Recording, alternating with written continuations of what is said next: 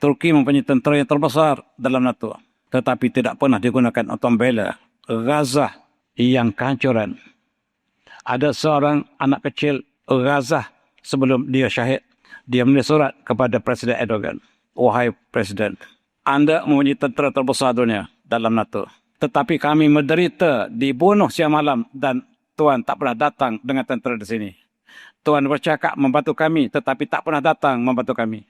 Sekiranya saya terbunuh syahid hari ini, kata anak perempuan ini, saya akan mengadu kepada Allah SWT bahawa Anda hanya bercakap tetapi tidak melaksanakan. Saya akan mengadu kepada Allah SWT sekiranya saya syahid hari ini dan anak kecil ini telah syahid. Dan apakah yang berlaku di sana, Allah yang tahu. Assalamualaikum warahmatullahi wabarakatuh sekali lagi. Dan saya mengucapkan terima kasih kepada Tuan Imam, kepada Jawatankuasa yang sudi menerima kami pada hari ini. Saya bersyukur kali pertama saya di masjid ini, walaupun selalu melintas itu depan kapal saya di kapal bandar Pulau Condo, tapi selalu dalu sini ke bawah kosongan. Dan saya diminta hari ini ialah untuk menyentuh tentang peperangan yang sedang berlaku, apakah impak kepada kita. Tajuknya lah peperangan Iran-USA dalam konteks refleksi umat Islam.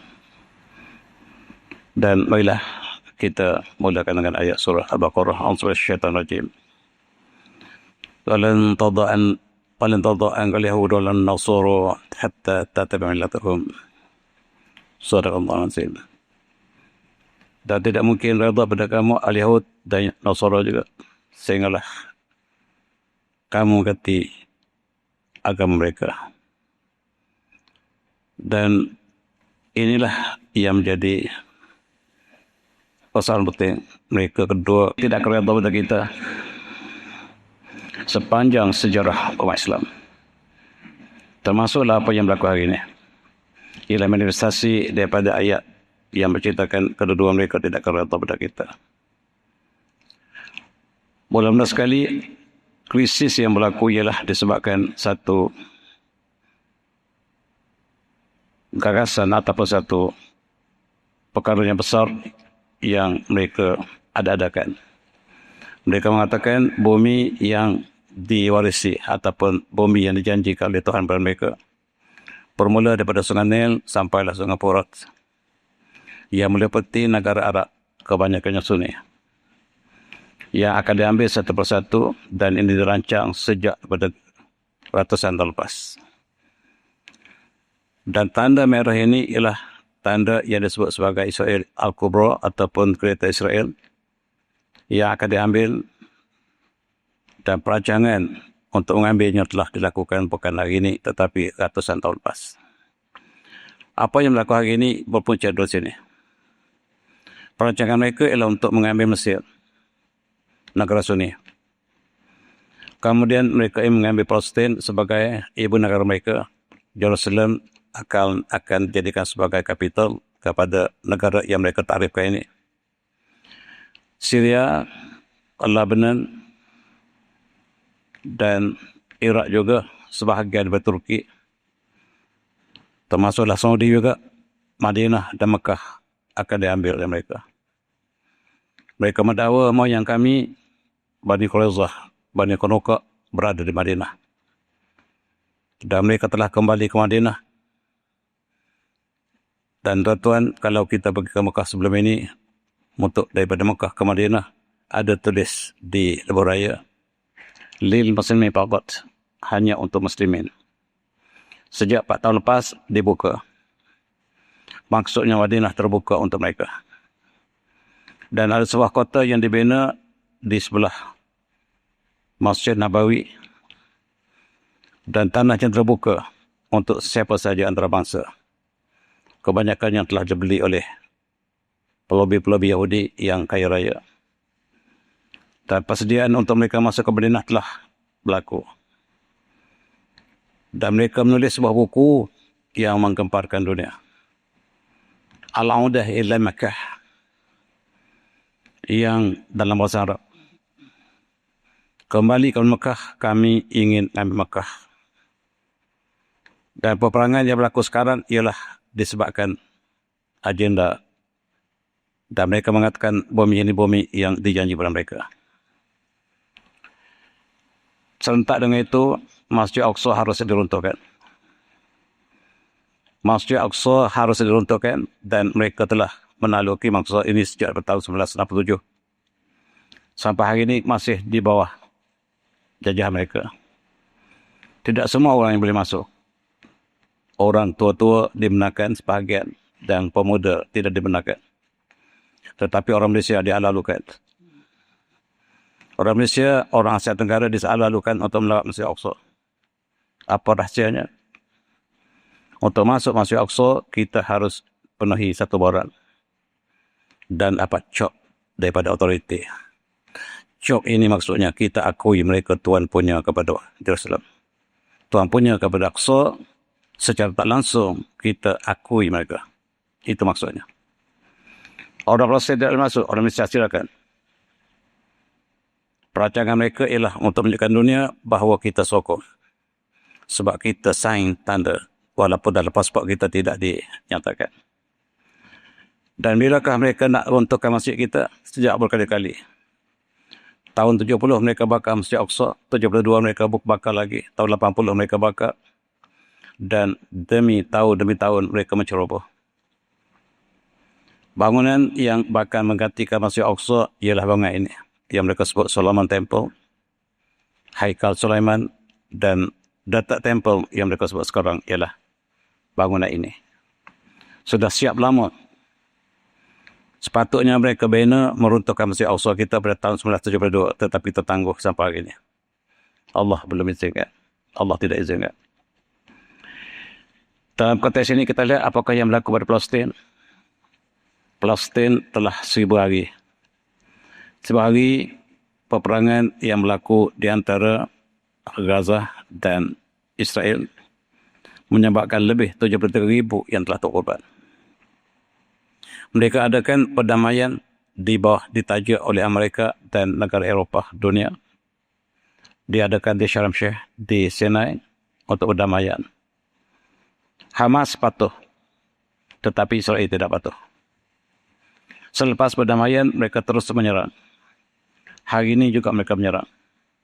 Semalam juga mereka menyerang. Sepatutnya telah diserahkan kepada satu jawatankuasa antarabangsa, satu badan teknokrat yang bakal membangun Gaza yang telah hancur. Hamas sebagai pejuang di Gaza akui dan mereka sanggup untuk letakkan senjata dengan syarat Israel keluar lebih awal daripada bumi itu dan diserahkan sepenuhnya kepada antarabangsa. Tetapi yang masuk ialah Israel. Yang masuk ialah Israel.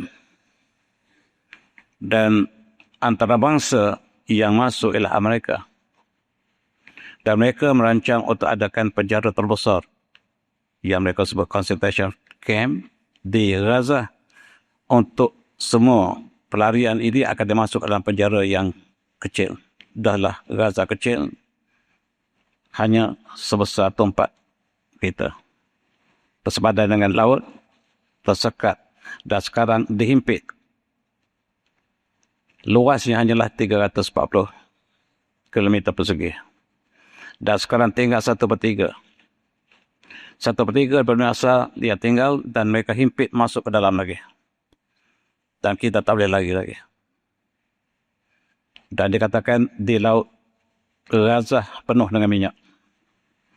Minyak ini telah diserahkan kepada Mesir untuk usahakan dengan kontrak tak silap saya 30 bilion. Mesir mendapat faedah yang besar sekiranya Gaza jatuh. Laut Gaza kaya dengan minyak dan itulah sebenarnya Rafah ditutup sebagai syarat. Kali-kali minyak bakal diserah kepada Mesir. Rakyat menderita, rakyat Gaza menderita.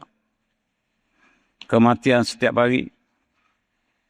Dinafikan hak segala asasi, hak asasi manusia. Dan 2-3 hari lepas, satu pengkembungan yang sangat-sangat dahsyat. Seramai 112 daripada satu keluarga yang dikorbankan oleh Israel selepas perjanjian damai. Hamas patuh, tetapi mereka tetap patuh. Mereka kata kita serahkan kepada bantah antarabangsa, tetapi mereka yang datang. Dan dalam konteks ini, 112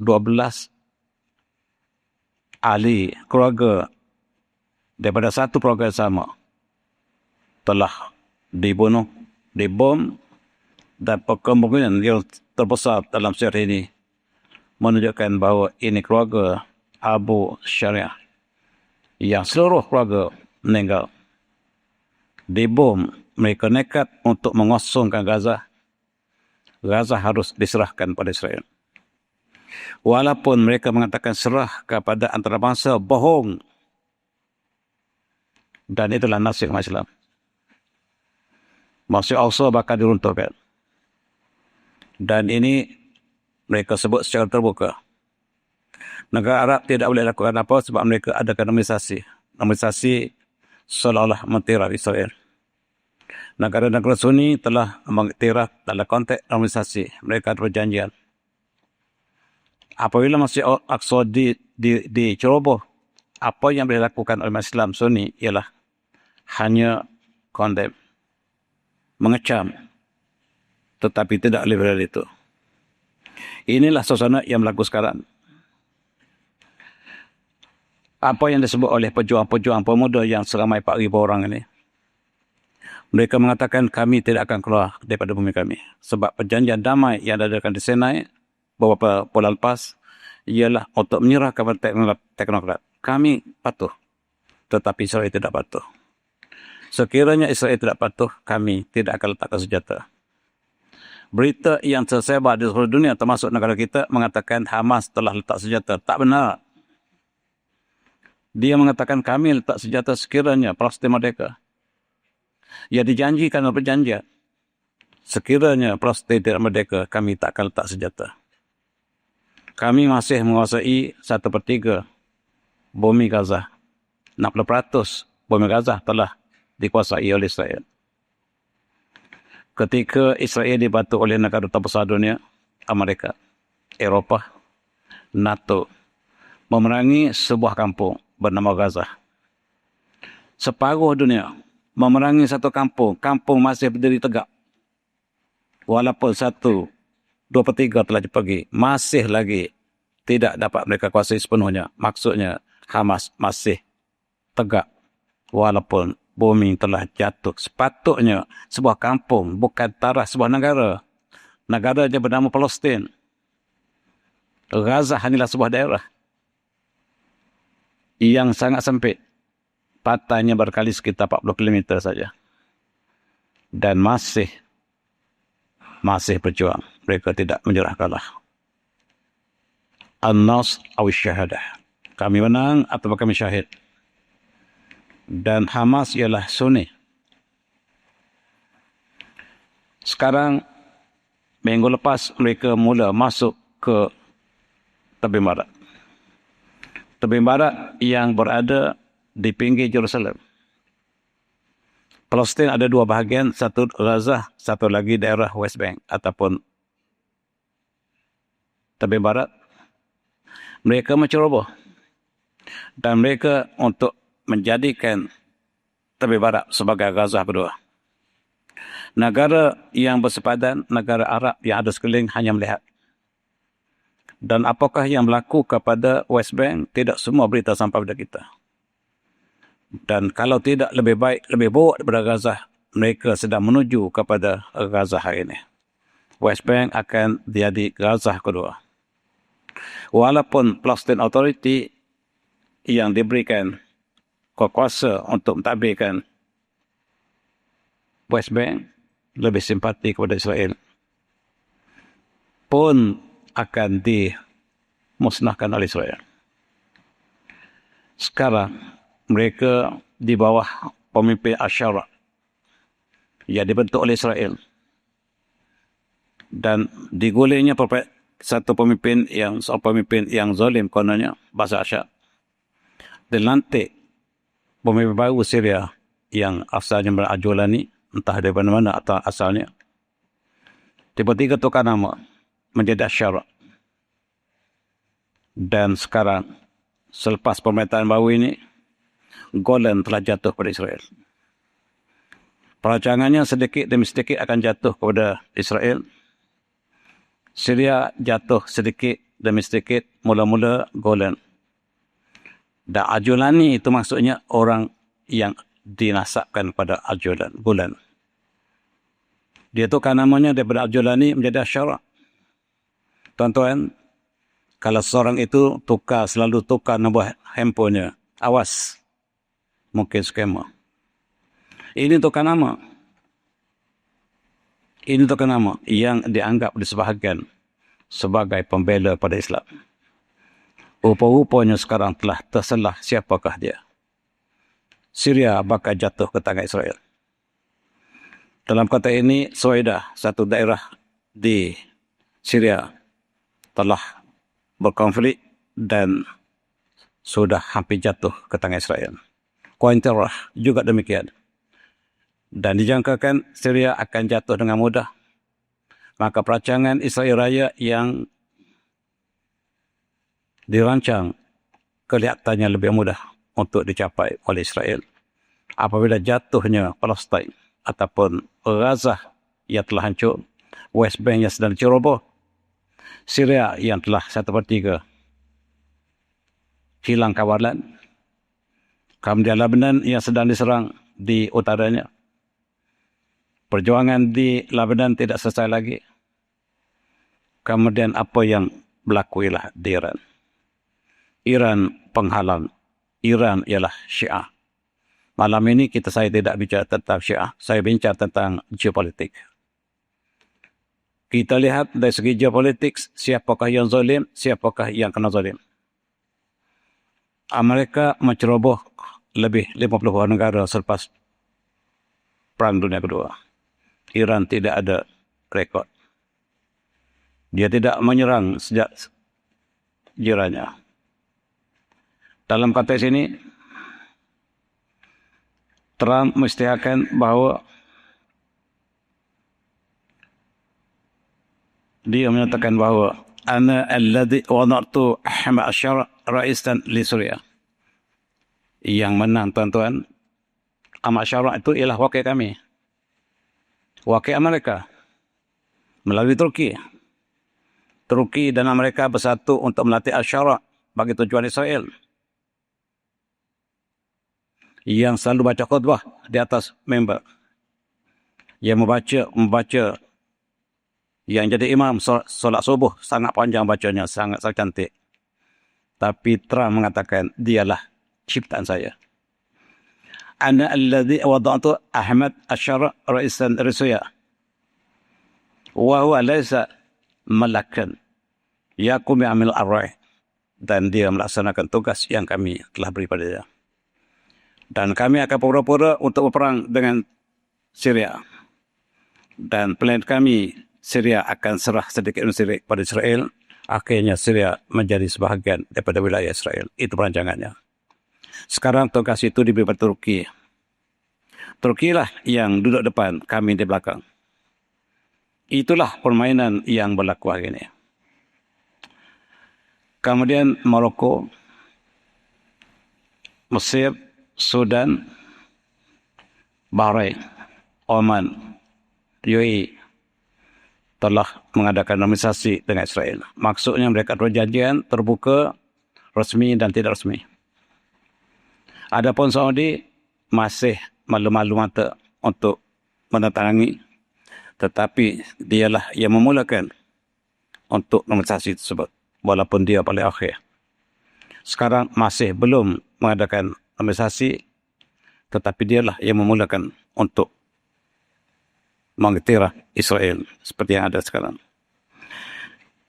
Dalam konteks ini, perancangan seterusnya ialah menjatuhkan satu demi satu. Tak kira Syiah, tak kira Sunni, mereka akan jatuh satu persatu. Timbalan Presiden Amerika mengatakan, kami tak tengok Syiah, kami tidak tengok Sunni. Dua-dua adalah musuh kami. Mula-mula kami akan berpakat dengan Sunni untuk menjatuhkan Syiah. Sebaik jatuh Syiah, kami akan jatuhkan Sunni. Kami akan jatuhkan Saddam Hussein. Sudah jatuh. Kami rancang untuk jatuhkan Assad. Assad dah jatuh. Sekarang giliran kawan kami, Turki akan jatuh. Mesir akan jatuh. Dan Iran bakal jatuh. Bombi mereka kami akan ambil dan jadikan Israel Raya. Bagi kami tak nampak beza antara Syiah dengan Sunni. Bagi kami sama. Dua-duanya harus dihapuskan. Kalau perlulah hapuskan Sunni dulu, kami gunakan Syiah untuk hapuskan Sunni. Kemudian kami hapuskan Syiah. Kalau perlu, kami gunakan Sunni untuk jatuhkan Syiah dan kemudian kami jatuhkan Sunni. Bagi kami dua-dua. Tidak ada beza bagi kami. Dalam konteks ini, pengisytiharan dilakukan oleh Vance. Timbalan Presiden Amerika mengatakan, whether Sunni or Shia, our enemy Islam. Kami tak kisah. Terbuka. Bukan sembunyi. Dia sebut depan orang Arab. Kamu semua musuh kami. Sekarang kawan. Walan tawda angal yahuda lun nasara hatta tatabi'u millatahum. Tidak mungkin reda Yahud dan Nasara kecuali kamu ikut agama mereka. Dalam konteks ini kita lihat begitu lama Amerika, sebenarnya di belakangnya lah Zionis, telah meletakkan kamp tentera mereka, military base mereka di semua negara Arab Sunni. Ini bukan berlaku hari ini, tetapi berpuluh-puluh tahun lepas. Dan oleh sebab itu mereka telah bersedia untuk menjatuhkan apa yang mereka rancang sebagaimana yang kita sebut tadi. Iran ialah penghalang terakhir untuk menubuhkan Israel Raya. Untuk meruntuhkan Masjid Al-Aqsa yang menghalang ialah Iran. Iran Syiah. Tetapi Masjid Al-Aqsa ialah masjid mereka juga. Sekarang hancurkan Iran dan lepas itu kita hancurkan Masjid Al-Aqsa. Itulah yang mereka rancangkan dan setiap negara Sunni telah ada kamp tentera Amerika yang bersedia kononnya untuk menjaga kepentingan negara berkenaan, sebenarnya untuk menjaga Israel. Dan untuk menghancurkan musuh satu demi satu. Dan itulah yang mereka rancang. Ini bukan rahsia lagi. Tuan-tuan boleh baca banyak buku yang ditulis oleh Bernard Lewis. Yang ditulis oleh banyak tokoh mereka. Ditulis oleh Henry Kissinger.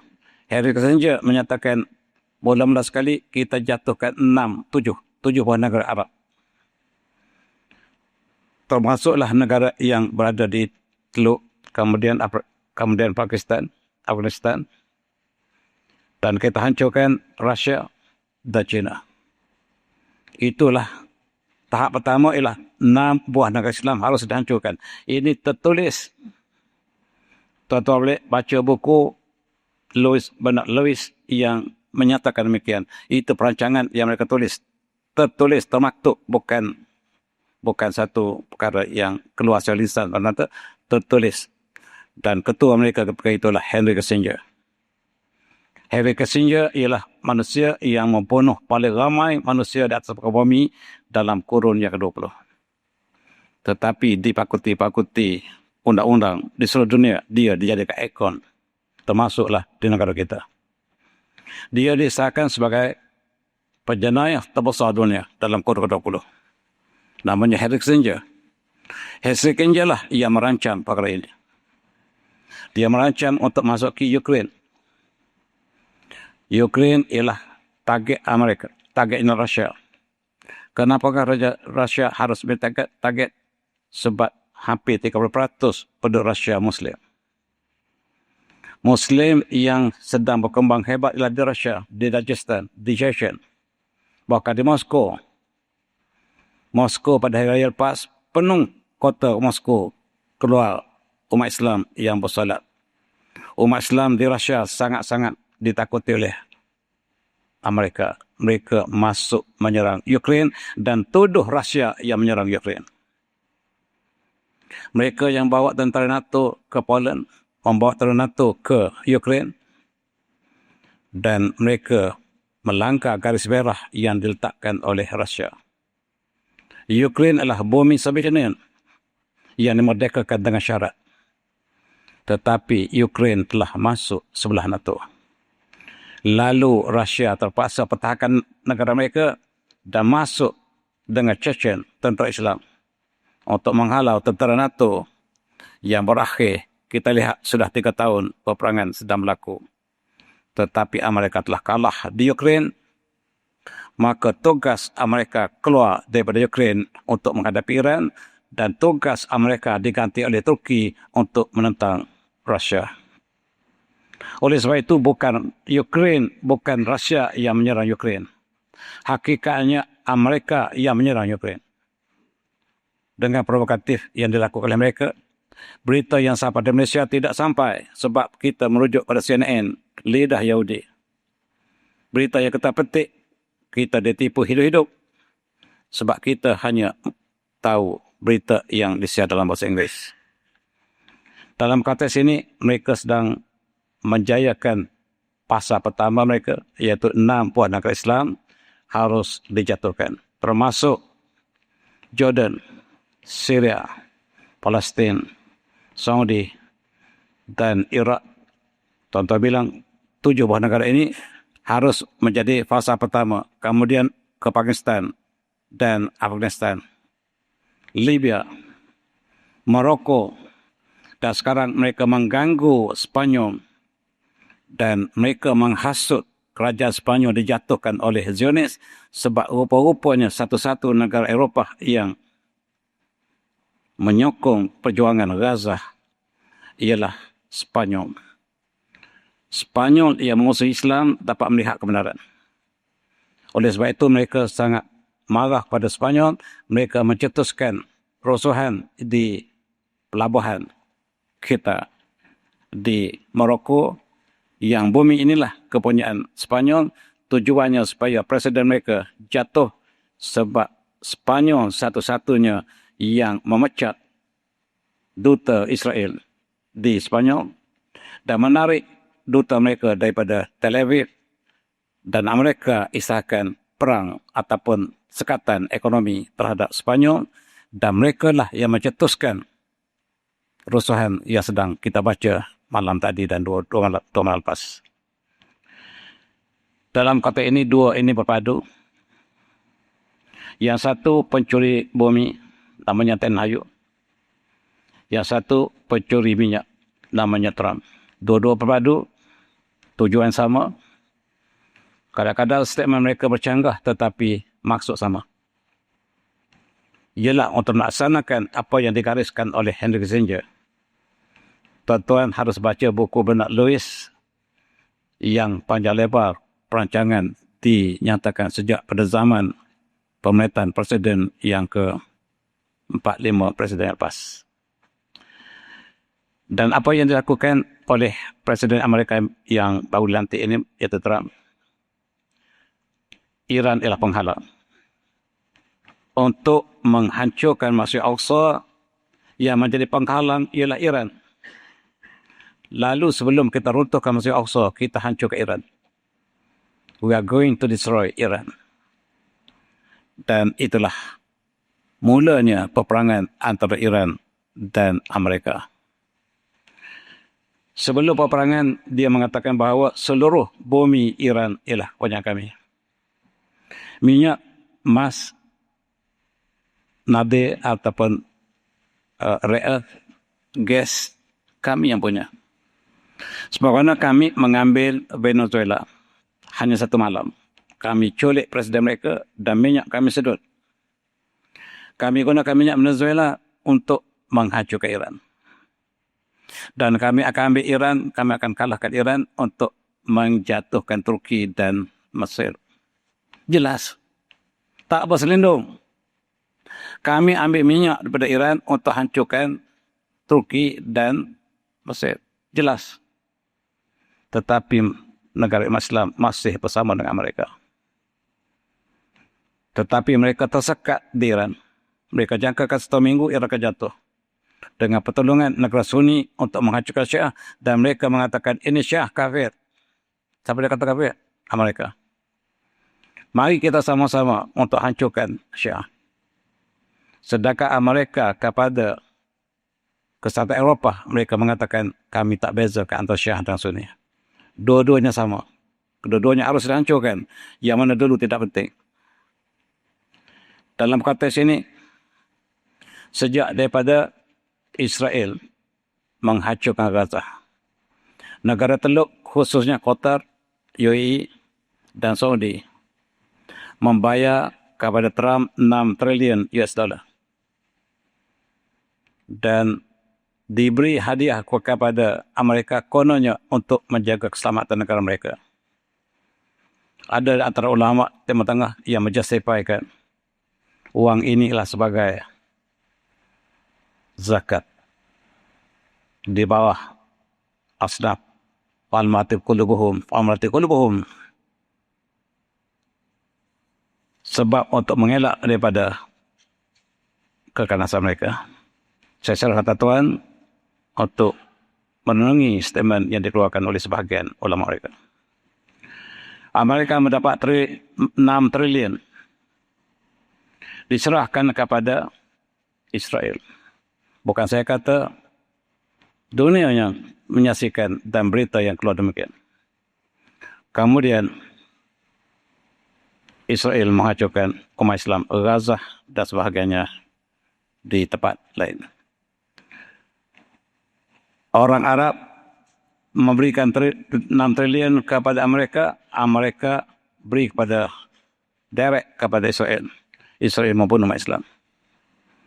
Maksudnya kita ada saham dalam pembunuhan tersebut. Dan inilah yang mereka sebut Qatar, UAE dan Saudi, jumlah yang mereka kumpulkan untuk tujuan tersebut ialah 3 triliun. Yang lainlah 3 triliun lain, yang jumlahnya ialah 6 triliun. Yang paling banyak menyokong Israel, kata Amerika, bukan saya kata, ialah UAE. Dubai ialah negara Arab yang paling menyokong kami. Dan tentera Israel diletakkan di hotel-hotel mewah di sekitar bangunannya tertinggi dunia, iaitu menara ataupun Khalifah, Burj Khalifah. Hotel-hotel sekeliling itulah untuk menempatkan tentera Israel. Itu sebabnya Iran menyerang sebahagian daripada hotel ini yang menempatkan tentera Israel. Dan UAE mengatakan Iran menyerang kami. Sedangkan menyerang tentera Israel yang ditempatkan di hotel mewah. Tentera Israel tak duduk tempat-tempat kem biasa untuk duduk tempat mewah. Yang duduk tempat biasa kem tentera ialah orang mereka yang bekerja untuk Israel, yang mati untuk Israel. Dalam peperangan yang berlaku 3 bulan lepas. Hari ini sudah masuk lebih 1000 hari. Mereka menuduh bahawa Iran mempunyai tenaga nuklear. Sedangkan Bashar I datang mengesahkan Iran tidak ada nuklear. Yang ada ialah uranium.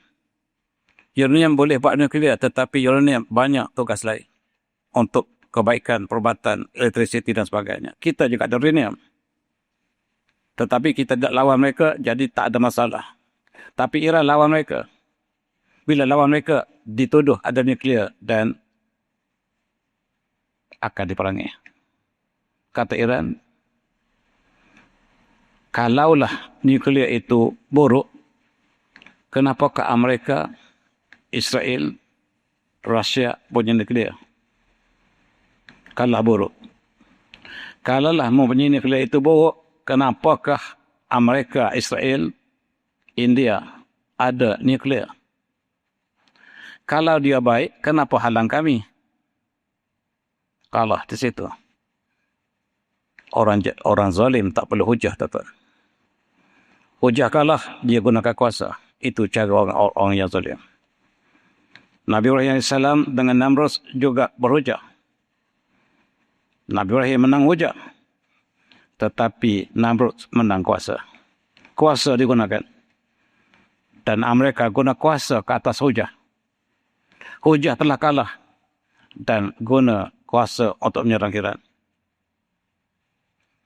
Ini perbincangan terakhir di Geneva. Menakutkan. Malam itu saya pergi umrah, tuan-tuan. Malam ketika mesyuarat antara Iran dan Amerika. Kapal terbang saya melencong ke Sri Lanka, naik ke Afrika, masuk Yaman, baru sampai Jeddah. Rupa-rupanya peperangan sudah dicetuskan. 3 bulan lepas. Balik pun melencong. Tapi jemaah umrah tak tahu apa-apa. Tak ada apa-apa pun. Sedangkan mereka sedang melakukan perancangan peperangan. Kita teruskan ataupun. Maka perbincangan di Geneva gagal. Maka kami akan serang. Yang kuat mengatakan kami serang. Iran, ya Syiah mengatakan hasbunallah wa ni'mal wakil. Hasbunallah wa ni'mal wakil. Kami mesti untuk mati. Rupanya orang Iran ni hebat, tuan-tuan. Kita orang Sunni pun takut mati. Kami mesti mati. Kami tak masuk dalam kubur. Kami duduk rumah kami dengan cucu-cucu, kata pemimpin tertinggi Iran. Kami tak akan ke mana-mana. Dan peperangan pun diambang berlaku. Amerika memberikan berbagai-bagai alasan untuk menyerang. Peperangan pertama antara Amerika dan Iran disokong oleh seluruh negara Sunni. NATO juga terlibat, Eropah juga terlibat. UAE, Jordan, UK, Bahrain, Jerman, Perancis, Kanada bersatu untuk memerangi Iran yang telah diboikot ekonomi selama 50 tahun. Mereka jangkakan Iran akan jatuh 1 minggu sebab sudah 50 tahun negara ini disekat ekonomi dan tentulah akan jatuh dengan mudah. Mereka salah. Kami akan balas qisas. Setiap rakyat kami yang dibunuh, kami akan bunuh seorang tentera Amerika, kata tentera Iran. Setiap rakyat kami dibunuh, kami balas dengan seorang tentera. Kami tak bunuh orang awam. Dan kalaulah pencerobohan dilakukan, kami akan pertahan. Kami tidak ingin perang. Tetapi sekiranya kami diserang, kami akan pertahankan. Amerika pada mulanya agak sukar untuk memerangi Iran yang 6 presiden sebelumnya tidak sanggup melakukan. Mereka tahu ada sesuatu yang tersembunyi di sebalik gunung ganang yang banyak di Iran. Tetapi kebetulannya ada satu kisah yang dilakukan oleh Zionis, iaitu membuka mendedahkan fail Epstein. Di situ mereka mengeluarkan kisah-kisah buruk presiden mereka dan terpaksalah yang kena blackmail ini bertindak bagi mereka kepada mereka yang mengancamnya. Dibuka segala dosa yang dilakukan oleh Trump sejak muda lagi. Dan mereka ialah penyembah iblis. Yang Nabi Ilyas AS menyeru supaya meninggalkan berhala ini. Berhala ini disembah oleh orang Gaza. Mereka berpura-pura menjadi Bani Israel. Mereka bukan Bani Israel dari segi darah. Tetapi mereka masuk bersama dengan Bani Israel. Dan mereka mengatakan kamilah Bani Israel. Ba'alun ini ada hubungan dengan kota di Lebanon bernama Ba'al-Labak.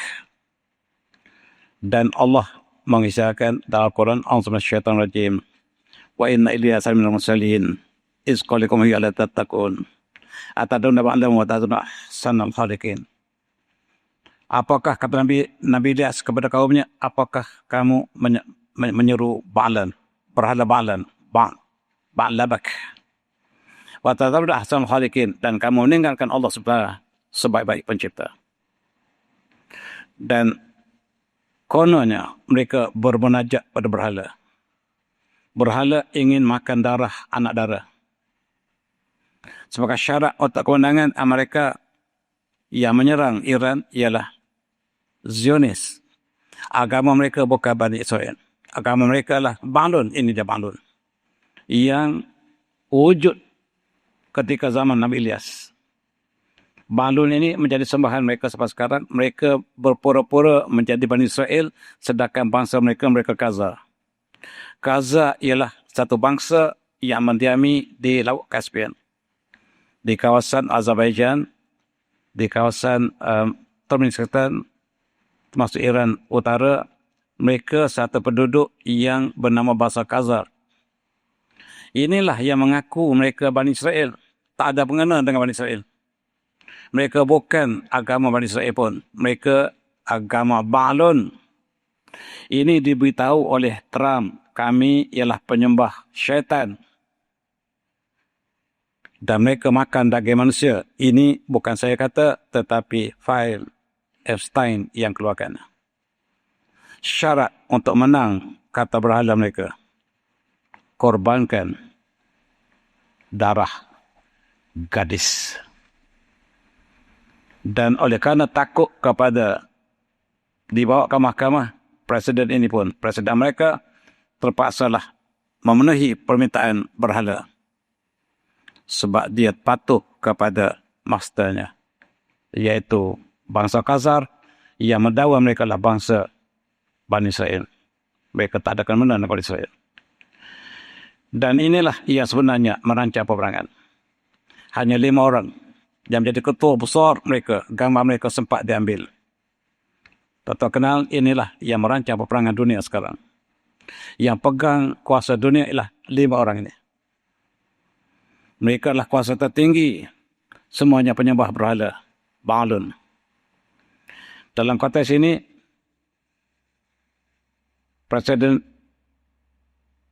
Israel, Perdana Menteri Israel mengatakan, serang sekarang wahai mereka, ataupun anda akan dipecat.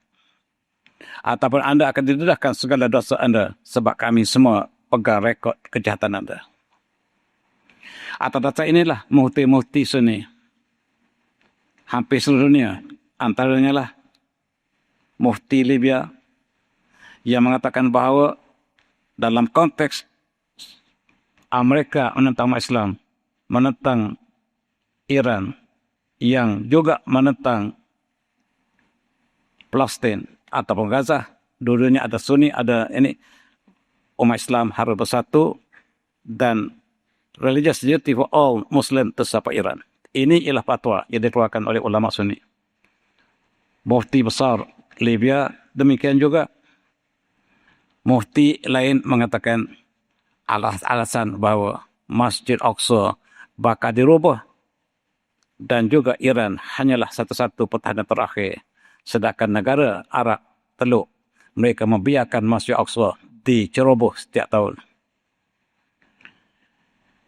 Dalam satu lagi alasan ialah Iran dizalimi, Amerika menzalimi.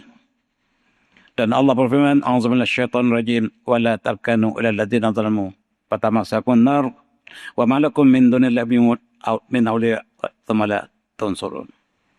Jangan kamu cenderung kepada orang yang zalim, nescaya kamu akan disambar api neraka. Dan dari segi konteks yang zalim dan az-zalim wal mazlum, the oppressor and the oppressed. Di atas dasar itulah umat Islam harus menyokong yang di-oppress, yang dizalimi. Bukan kerana Syiah, tak ada kena-mengena. Yang kita sokonglah sebab mereka zalim menghancurkan Syiah adalah satu step pertama sebelum Sunni akan menerima nasib yang sama. Atas dasar itulah para ulama mengatakan wajib kata setiap Muslim untuk menyokong yang dizalimi dan menentang yang zalim. Tak sebut Syiah pun. Tetapi negara kita yang meninggikan Syiah harus dihancurkan sebab mereka kafir. Sedangkan mufti yang keluar fatwa tidak menyebut demikian. Mereka hanya melihat yang zalim dan dizalimi. Dan kita tidak boleh bersama dengan yang zalim. Bukan kita jadi zalim.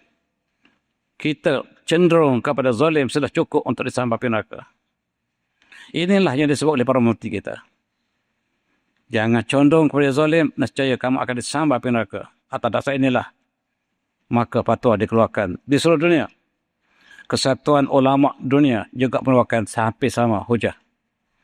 Dan mereka mengatakan Masjid Al-Aqsa adalah sebagai satu term yang menjadi sebab umat Islam harus bersatu dalam konteks ini. Maka apa yang berlaku ialah mereka menyerang Iran. Pemimpin tertinggi Iran telah terbunuh. Sebagaimana dia kata, kami tak akan berlindung. Dia duduk main dengan cucu dia. Dan datang, bom tepat, hancur satu keluarga.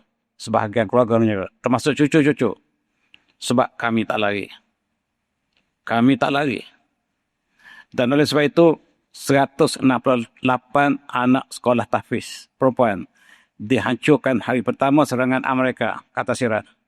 Dengar sekali lagi, yang mulakan perang ini adalah Amerika. Amerika duduk negara Sunni, tuan-tuan. Duduk di Jordan, duduk di UAE, duduk di Bahrain, duduk di Kuwait. Mereka gunakan pangkalan Qatar untuk menyerang Iran. Dan Qatar ada peluang dibalas bukan ke atas Qatar, ke atas military base Amerika. Dan Qatar mengatakan apabila Iran menyerang mereka, Iran mula menyerang kami. Ketika Amerika menggunakan base mereka untuk menyerang Iran, mereka diam. Wala tarkanu ila alladhina zalamu fatamassakumun nar. Dan mereka tidak condemn apabila Amerika menggunakan tapak mereka untuk menyerang Iran, tapi mereka condemn bila Iran membalas qisas. Iran sudah sebut seorang rakyat kami mati, seorang tentera akan mati. Seorang rakyat kami mati, seorang rakyat kamu akan mati, tentera kamu. Kami sediakan kubur untuk kamu. Kamu kembalikan dengan plastik hitam untuk membawa tentera kamu. Itu janji kami, kata Iran. Ini ialah anak-anak tahfiz yang dibunuh oleh mereka melancarkan serangan daripada Qatar. Qatar lah yang menyediakan kem tentera Amerika di seluruh negara Teluk. Allah berikan kekayaan yang luar biasa pada Qatar. Tetapi dia gunakan untuk bersama dengan musuh Allah. Bersama dengan mereka. Dan mereka meletakkan kem di situ telah puluhan tahun. Pertama kali mereka serang anak-anak tahfiz. Ini anak perempuan. Permintaan berhala. Berhala mengatakan korbankan darah dan kami beri kemenangan. Macam mana dia kombinasi dengan berhala? Wallah. Balon yang sudah kita lupa disembah rupa-rupanya oleh mereka. Zionis masih menyembah balon. Ba'labak. Dan 198 anak-anak yang tidak berdosa. Semua perempuan yang bawah 12 tahun atau sekitar 12 tahun telah terkorban. Dan mereka gembira sebab balon telah menjanjikan kemenangan. Darah anak dara telah ditumpahkan dan esok mereka menunggu kemenangan. Tetapi yang mereka tunggu adalah kekalahan. Apa yang berlaku ialah Iran menyerang base Amerika yang berada di negara Teluk. Sebab daripada negara inilah bertalu-talu diserangnya Iran daripada seluruh penjuru. Sekarang tiba giliran kami balas balik. Mereka sangka Iran telah hancur, tetapi sangka mereka tidak tepat. Serangan pertama dalam seri peperangan pertama, hampir semua airport tergendala. Dubai Airport, Abu Dhabi, Bahrain, Qatar, Kuwait dan 10 military base Amerika telah hancur. Berita tak sampai ke negara kita. Mereka sembunyikan kekalahan ini. Dalam pusingan pertama, Iran menang 1-0. Dan serangan yang pertama ini menghancurkan sistem pertahanan Amerika di negara Teluk. Di antaranya ialah radar mereka yang sangat mahal telah hancur. Dimalfunctionkan sistem komunikasi mereka. Dan Starlink kepunyaan Elon Musk telah hancur. Menyebabkan tentera Amerika kehilangan panduan di Iran. Sistem tak misal ini yang detect serangan udara juga hancur. Loji minyak di Haifa, minyak terbesar yang dibekalkan oleh Turki. Turki ialah pembesar pembekal minyak kepada Israel. Sekiranya Turki sekat minyak ke Israel, sudah lama mati Israel. Minyak Azerbaijan melalui Israel, melalui Turki. Turki salurkan Israel. Di Malaysia, dialah pejuang kepada Palestin. Tetapi di Israel, dia adalah kawan yang menyediakan minyak kepada Israel. Dua buah negara Islam yang menyediakan minyak kepada Israel, Azerbaijan dan Turki. Sekiranya dipotong pipeline gas dan petroleum daripada Turki, minyak daripada Azerbaijan, maka sudah mati lama Israel. Tetapi itulah manusia. Dan kali ini Haifa yang menjadikan sebagai loji minyak terbesar Israel hancur. Kapal terbang F-35 telah jatuh, ditembak oleh Iran. Mereka tidak percaya. Dia berbohong, tak pernah kapal terbang kami ditembak, sebab mereka isytiharkan F-35 tak dapat didetek oleh radar, sebarang radar. Tetapi telah jatuh tergolek. Dan inilah hasil dari peperangannya pertama, persaingan pertama. Sekarang masuk persaingan keempat. Dalam 3 persaingan pertama, 3 kali Amerika kalah 3-0. Sekarang kali yang keempat peperangan sedang bermula kembali. Ingat, dalam Perang Dunia Kedua, Amerika kalah pada Jepun 4 persaingan. Persaingan pertama tahun 1941. Persaingan kedua tahun 42. Ketiga 43. Dan Amerika hanya menang ke atas Jepun dalam persaingan yang keempat. Itu pun dengan menggunakan bom atom ke atas Hiroshima dan Nagasaki. Yang kedua-dua kota ini tidak ada tentera. Mereka gugur ke atas kanak-kanak dan juga wanita. Sebab tentera Jepun berada di Melaya. Tentera Jepun berada di Pearl Harbor. Tentera Jepun berada di Singapura. Mereka tidak bom tentera. Mereka bom sebagaimana mereka lakukan sekarang di Iran. Mereka tumpukan orang rakyat biasa. Akhirnya, Amerika menang ke atas Jepun apabila mereka kalah 4-0 sebelumnya. Keputusan akhir ialah 4-1. Dan hancurlah Hiroshima dan Nagasaki. Sekarang mereka repeat di Iran. Para penganalisis mengatakan sekarang sudah 3-0 Amerika kalah di Iran. Barangkali kali yang keempat Iran akan kalah dengan nuklear. Maka 4-1 berulang di Jepun dan di Iran. Itulah yang dijangkakan sekarang. Sebab apabila Amerika kalah, nuklear akan digunakan. Sebagaimana mereka kalah dalam peperangan dengan Jepun, mereka gunakan nuklear. Sedangkan Jepun, tuan-tuan, hari kita nak menyambut kemerdekaan Ogos ini, datang ke Melaya ialah kerana perjanjian dengan para ulama kita. Para ulama kita Ar-Rasyidiyah, yang ketua pemimpin ulama terbesar kita ialah Syekh Ahmad Patani di Mekah, mengadakan hubungan melalui Osmaniyah untuk menghalau British daripada Melaya. Dan wakil ulama Mekah, Syekh Ahmad Patani, menghantar muridnya Raja Hitam ke Jepun untuk berunding dengan Raja Jepun agar datang untuk menghancurkan British di Tanah Melayu. Tetapi British mengatakan Jepun datang untuk menyerang. Sedangkan Jepun berjanji dengan Osmaniyah sebagai kerjasama untuk menghalaukan musuh Asia, musuh Eropah di Asia, Asia untuk Asia. Tetapi sejarah masih belum ditulis sampai hari ini. Dan inilah yang dijangka akan berulang kembali. Dijangka bahawa Amerika akan menggunakan tenaga nuklear sebagaimana mereka menggunakan bom atom di Hiroshima dan Nagasaki. Dalam persaingan kedua, Tel Aviv hancur. Jaffa, Nevatim Air Base dan juga Tel Noh Air Base telah hancur. Berita ini semua tidak sampai pada kita. Disembunyikan persaingan kedua, Tel Aviv yang hancur. 2-0 persaingan kedua. Setiap kali mereka kalah, mereka minta perdamaian. Dan apabila Iran bersedia berdamai, mereka belok kembali. Kalau mereka menang, tidak mungkin ada ceasefire. Ini ialah komen daripada Rusia kepada Saudi. Saudi condemn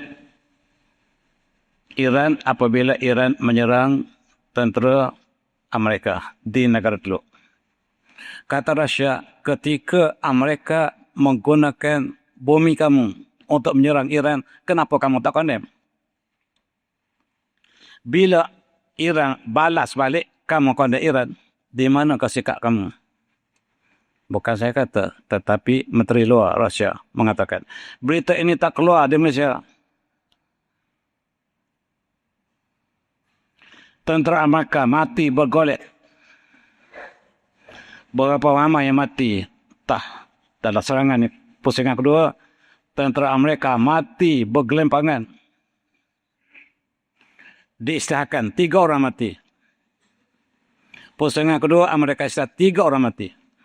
Itu pun mereka sebut spesimen. Itu disiarkan TV3. Berita sebenarnya 1,000 yang mati. Dan dalam konteks ini, senjata yang paling hebat yang dipunyai oleh Iran ialah Selat Hormuz. Dia tutup Selat Hormuz. Dunia tercekik. Minyak yang datang daripada negara Teluk melalui selat ini melibatkan ekonomi dunia. Negara-negara yang berhubungan bersifati dengan yang bersama dengan Israel atau mereka disekat. Negara yang pernah menolong Iran akan dilepaskan, termasuk Malaysia. Alhamdulillah. Negara-negara terlibat sudah mengalami ekonomi yang sangat perit. Dalam konteks ini, Jeneral Amerika memberitahu Trump, Amerika is losing to Iran. Kita telah kalah. Senjata kita telah musnah. Ini berita tak siar di Malaysia. Tak keluar daripada CTN, tak keluar. BBC tak keluar. Yang keluar sebaliknya, Iran telah kalah.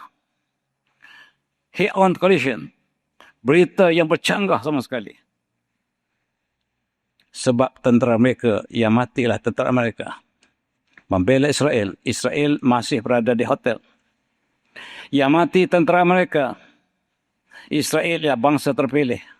Tidak boleh mati. Orang lain harus mati untuk Israel. Dan sekarang disedari oleh Jeneral Amerika. Kita mengorbankan orang Amerika membela Israel. Sedangkan tentera Israel di mana? Yang pakai baju tentera Israel inilah orang Jerman, orang UK, orang Perancis, orang Amerika. Tentera Israel tak mati, yang mati kita. Wah, apa kita mati untuk orang lain. Dan kita sekarang sedang menghadapi kekalahan sebab senjata kita sudah habis. Sebab kita hanya bersedia untuk 1 minggu, sekarang sudah masuk berapa bulan. Negara Arab bersatu. Baru bersatu, tuan-tuan. Bila mereka diserang Iran, mereka bersatu. Di belakang mereka, Amerika dan Israel. Condemn dan mengeluarkan statement yang pertama bahawa marilah kita bersatu. Dan mereka membaca Al-Quran. Wa'tasimu bihablillah jami' wa la tafarraqu. Benar. Maksudnya batil. Untuk pertahankan Amerika, menolong mereka menentang Iran. Dan itulah yang dilakukan apabila rupa-rupanya mereka boleh bersatu. Boleh. Tetapi kena ada mereka. Dalam konteks ini, mereka cadangkan ceasefire yang kedua. Diadakan di Switzerland. Iran pada mulanya ditipu dalam ceasefire yang pertama di Islamabad ataupun di Qatar. Sekarang mereka cadangkan pada 19/6 yang lepas, melaju lepas untuk adakan kecacatan senjata di Switzerland. Iran bersetuju, tetapi syarat isytiharkan Amerika menyerah kalah. Syarat-syaratnya diberikan, tuan-tuan boleh baca syaratnya. Semua aset Iran akan yang beku dicairkan. Sekatan ekonomi terhadap Iran ditarik balik. Amerika harus membayar 12 bilion sebagai ganti rugi kekalahan peperangan. Dan lain-lain. Dan kalau ini dapat disebut oleh Iran, oleh Amerika, kami akan sanggup pergi. Rupa-rupanya persidangan di Switzerland ialah perangkap sama untuk membunuh pemimpin tertinggi Iran. Tetapi dalam masa yang sama, Israel telah condemn Amerika. Kononnya, yang berjanji ceasefire adalah kami tidak terikat dengan perjanjian Amerika dengan Iran. Kami boleh menyerang proksi mereka sama ada di Yaman atau di Lebanon, kami tidak terikat. A'udzu minasyaitonir rajim. Wa'tasimu bihablillahi jami'an wa la tafarraqu. Dan bergahlah pada dalil Allah seluruhnya dan jangan kamu bercerai-berai ila akhirnya. Dan apabila Ali Khamenei telah dibunuh, anaknya yang menggantinya Mashtaba, Amerika menjangkakan bila pemimpin tertinggi tak jatuh, maka jatuhlah Iran. Rupa-rupanya yang mengganti ini lebih dahsyat daripada yang ayahnya. Ayahnya mengeluarkan fatwa tidak boleh Iran mempunyai nuklear sebab bercanggah dengan hadis Allah. Bercanggah dengan akhlak Rasulullah.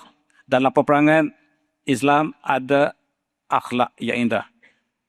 Alam sekitar tidak dimusnahkan, anak-anak tidak boleh bunuh, orang rumah ibadat tidak boleh disentuh dan sebagainya. Dan sekiranya nuklear digunakan, maka seluruh bukan saja manusia, haiwan, alam sekitar akan musnah. Oleh satu fatwa yang dikeluarkan Ali Khamenei bahawa haram untuk menyediakan nuklear. Kemudian Khamenei telah terbunuh, anaknya mengambil alih. Fatwa baru dikeluarkan oleh kerana darurat, maka Iran boleh mengadakan nuklear. Sekarang apabila anaknya menjadi pemimpin baru Iran, nuklear telah siap dalam masa 2 minggu. Sekarang benar-benar Iran ada nuklear. Benar. Maka Amerika bertanggungjawab menyebabkan Iran ada nuklear. Benar kali ini. Bukan lagi sangkaan. Sebab kata anaknya, memang kami sudah ada. Kami sedia untuk gunakan kata Amerika. Dan dalam pusingan ketiga, tuan-tuan, pusingan hidup mati, peperangan, Amerika menyediakan 600,000 tentera yang dikumpul daripada seluruh dunia. Bukan Amerika saja, tuan. Daripada Perancis, daripada Jerman, daripada UK, daripada seluruh satu Eropah. Dan ditunggu oleh Iran 600,000.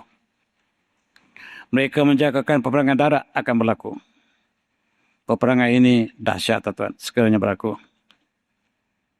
Apakah berlaku atau tidak? Apabila pusingan yang keempat ketiga, ketika pengkebumian Ali Khamenei, ia tertangguh selama 4 bulan, hari kemudian Amerika bom jambatan yang menghubungkan di antara Iran dengan China dan Rusia.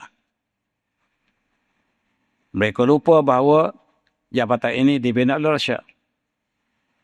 Menyebabkan Amerika berdepan dengan Rusia dan China secara berdepan. Cari pasal. Padahalnya, sekiranya mereka tidak rubuhkan senjata ini, Rusia tidak menyatakan secara langsung peperangan terhadap Amerika, tetapi hanyalah melalui proksi Iran. Tetapi bila jabatan mereka dimusnahkan, kata Rusia dan China, kami berdepan sekarang. Sebab kami telah berhak untuk pertahankan negara kami. Inilah talian kereta api yang membawa minyak daripada Iran ke China. Oleh sebab itu,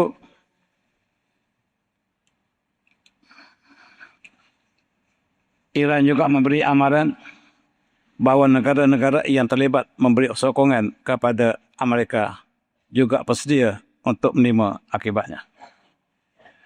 Maka apa yang berlaku ialah dalam pusingan yang keempat,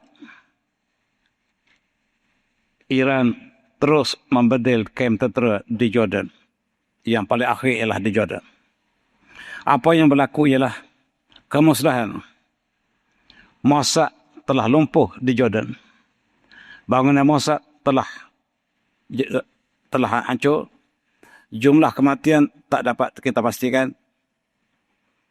Tetapi rundingan yang diadakan di Sudan telah gagal. Mereka merancang untuk membunuh Mashtaba, iaitu pengganti Ali Khamenei. Dan ini disedari oleh Iran, mereka kembali sebelum mesyuarat. Mesyuarat kali ketiga gagal, peperangan tidak dapat dielakkan lagi. Maka ketika summit G7, negara-negara maju yang terlihat info mereka, maka diisytiharkan peperangan bermula kembali. Dan diisytiharkan ketika mesyuarat NATO di Turki. Trump disambut oleh Erdogan begitu besar. Di depan Erdogan, Amerika isytiharkan perang kembali. Dan peranan Amerika di Ukraine diambil alih oleh Turki. Turki lah bersama dengan NATO sebab antara pemimpin NATO ialah Turki. Turki mempunyai tentera yang terbesar dalam NATO. Tetapi tidak pernah digunakan untuk membela Gaza yang kehancuran. Ada seorang anak kecil Gaza sebelum dia syahid. Dia menulis surat kepada Presiden Erdogan. Wahai Presiden, Anda mempunyai tentera terbesar dunia dalam NATO. Tetapi kami menderita, dibunuh siang malam dan Tuan tak pernah datang dengan tentera di sini. Tuan bercakap membantu kami tetapi tak pernah datang membantu kami. Sekiranya saya terbunuh syahid hari ini, kata anak perempuan ini, saya akan mengadu kepada Allah SWT bahawa Anda hanya bercakap tetapi tidak melaksanakan. Saya akan mengadu kepada Allah SWT sekiranya saya syahid hari ini dan anak kecil ini telah syahid. Dan apakah yang berlaku di sana, Allah yang tahu. Ada Yaman ialah proksi kepada Iran. Apabila Selat Hormuz ditutup oleh Iran, maka diikuti kemudiannya Yaman mengatakan kami akan menutup juga. Kami akan tutup Selat Mandeb di Laut Merah dan dua saluran nadi ekonomi dunia minyak ini sekiranya tutup, maka stroke dunia. Dunia akan stroke.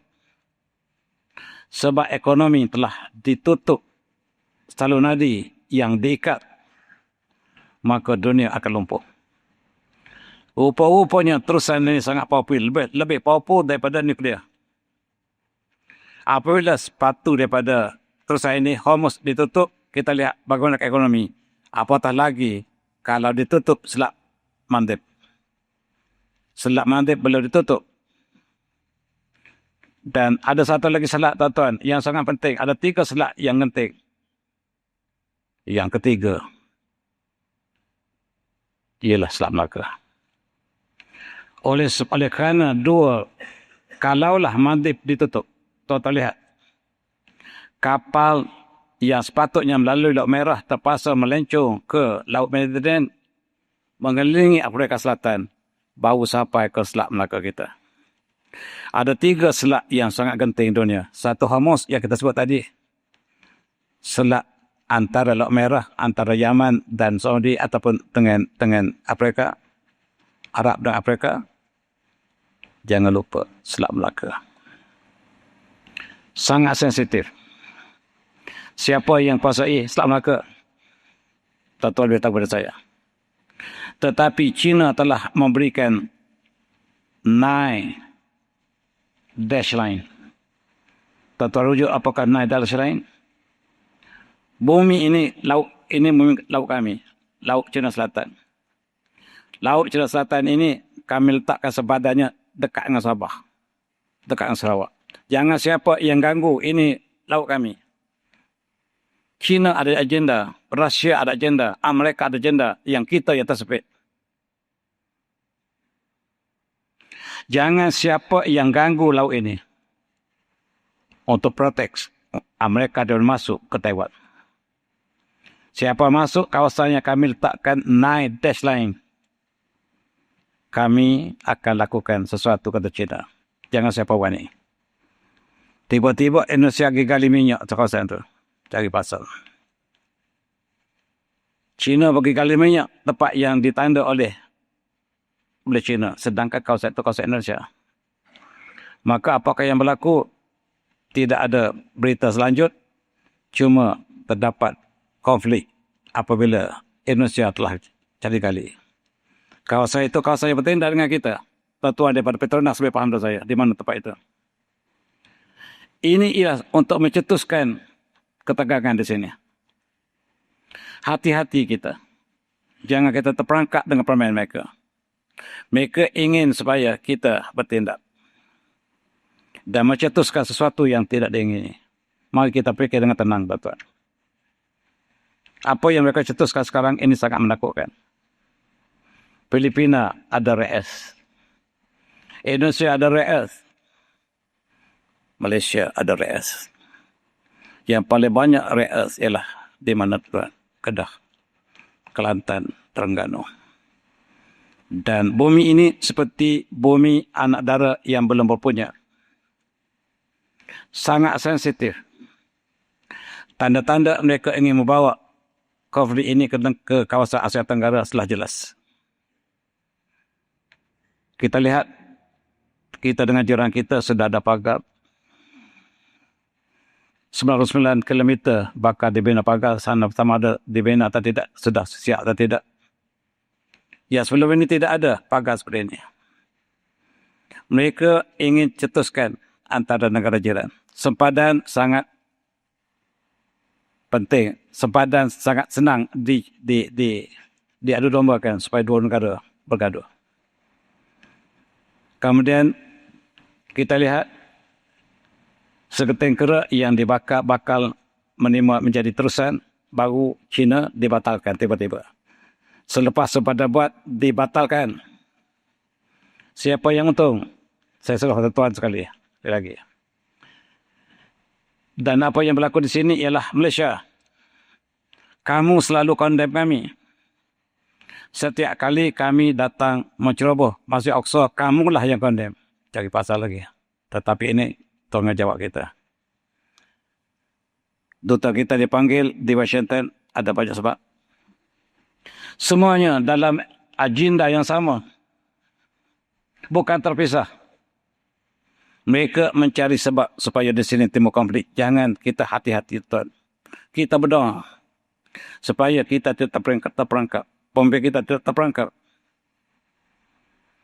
Mereka sebelum ini mengadu domba antara Thailand dengan Kamboja.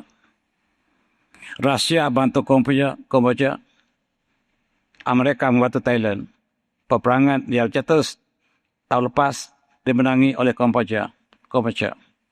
Berdamai. Bila kalah, Rusia mereka berdamai. Kemudian berlaku peperangan antara India dengan Pakistan. Dia cuba cari border. Pertikaian sempadan. Itu cara mereka. Mereka cetuskan peperangan antara India dengan Pakistan. Dalam peperangan antara India dan Pakistan, hanyalah 12 jam, 16 jam. Tak sampai setari. Pakistan menggunakan J-10C China. Jet pejuang J-10C. Manakala India menggunakan rifle buatan Perancis. Peperangan hanyalah 16 jam.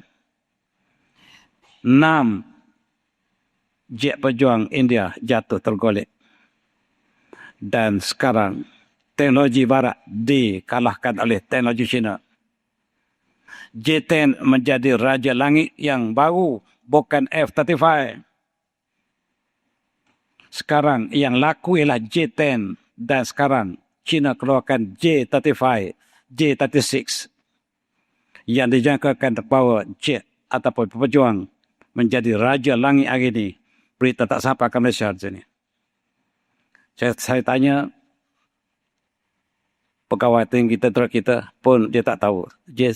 J-10C tak tahu saya. Sedangkan Bangladesh telah menukar menu mereka. Mengambil J-10C. Azerbaijan mengambil J-10C. Banyak negara memesan J-10C. Cari apa dia dari Google. J-10C. Raja langitnya baru. Mereka memperkecilkan China. Sekarang China kuasa teknologi. Dan apa yang berlaku semua ini ada hubungan dengan apa yang berlaku Timur Tengah. Jangan kita lihat dia terpisah. Dalam konteks peperangan yang berterusan, pusingan keempat sedang berlaku sekarang. Dalam pusingan keempat ini kita lihat walaupun mereka adakan ceasefire kononnya dan permintaan mereka untuk mengadakan ceasefire ditolak oleh Iran mentah-mentah. Iran mengatakan ini kekalahan Amerika. Dia senarai panjang lebar, senarai kekalahan Amerika, ini senarainya. Termasuklah 7 control centers, satellite communication, Patriot defense radar dan sebagainya. Tuan-tuan lihat, ada 3-4 lembaran lagi, saya masuk satu ya. Ini ialah daripada Iran, bukan daripada Amerika. Tak keluar dari CNN. Tentera Amerika yang mati pertahankan Israel 600 orang. Ini semua Iran. Mungkin Iran berbohong. Mungkin tidak. Disiharkan oleh Amerika dari Israel yang mati ialah 16 orang. Mula-mula dia kata 14 orang mati. 12 orang. Kemudian dipertikaikan dalam Kongres, dia naik 16 orang. Kata Iran yang mati 600 dalam masa 2 minggu. Yang mati kita boleh naiklah. Yang istiharkan kematian bukan Amerika, Israel yang istiharkan. Kata Israel yang mati 16, kita tambah lagi 4 orang daripada 12. Satu missing in action. Yang 400 tu luka, tak ada masalah, luka kecil. Ini berita yang disiarkan oleh di Malaysia. Yang mati 16. Dia usung mayat 16 orang.